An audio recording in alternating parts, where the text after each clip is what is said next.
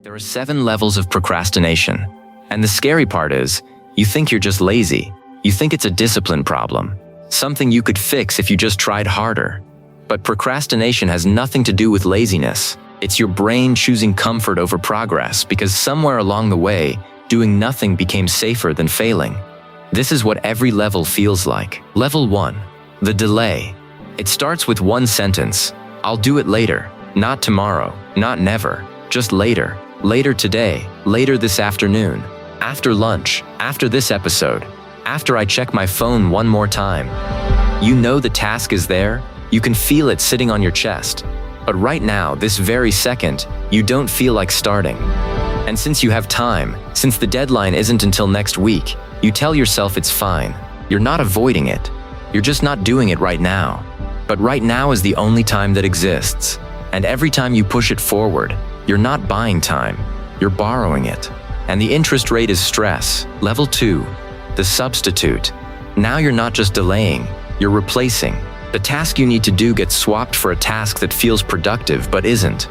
You need to write a report, but instead you reorganize your desk. You need to send an important email, but first you clean your entire apartment. You feel busy, you feel like you're doing something, but the one thing that actually matters stays untouched. You've invented a system where you can feel productive while accomplishing nothing relevant. And the worst part is you know exactly what you're doing. You're watching yourself avoid the thing. You can see it happening in real time. But the substitute feels so much safer because it has no stakes. Nobody grades your clean kitchen. Level 3. The rabbit hole.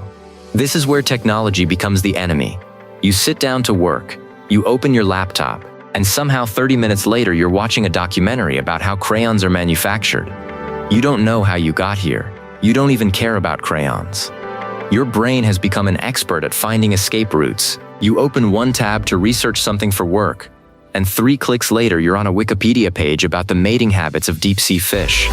Every notification is an exit ramp.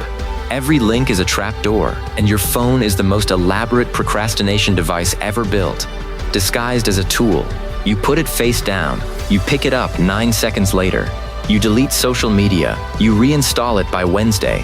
The rabbit hole doesn't need an entrance. Your brain builds one out of anything. Level 4. The deadline addict. By this level, you've made a discovery. You can still get things done at the last possible minute. And somehow, against all logic, it works. You write the entire paper the night before. You prepare the presentation an hour before the meeting.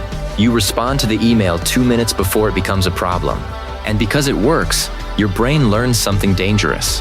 Why start early when panic is a better motivator than planning? You become addicted to the rush. The adrenaline of almost too late replaces the discipline of on time.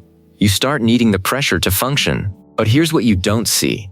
The work you produce at the last minute is a fraction of what you could have made. You'll never know how good that project could have been because you only ever gave it hours when it deserved weeks. You're not performing under pressure. You're surviving under pressure. And you've confused the two. Level 5. The perfectionist trap. This is the level nobody expects. Because at this level, you're not procrastinating because you don't care. You're procrastinating because you care too much. You can't start because the first attempt won't be good enough. You can't write the first sentence because it has to be perfect. You can't send the email because you need to rewrite it one more time. You spend so long planning the perfect version that you never build any version. People see laziness. What's actually happening is fear. Fear that if you try your best and it's still not good enough, then you're not good enough, so you don't try. Because as long as you didn't really try, you can always tell yourself you could have done better. Procrastination becomes armor. It protects you from the one thing scarier than failure, finding out what your actual best looks like. Level 6. The collapse. At this level, the backlog is so large that starting feels impossible. It's not one task anymore, it's 40. Emails you haven't opened in weeks, projects you promised months ago, messages you never responded to. A life that's running on a delay so long that catching up feels harder than starting over.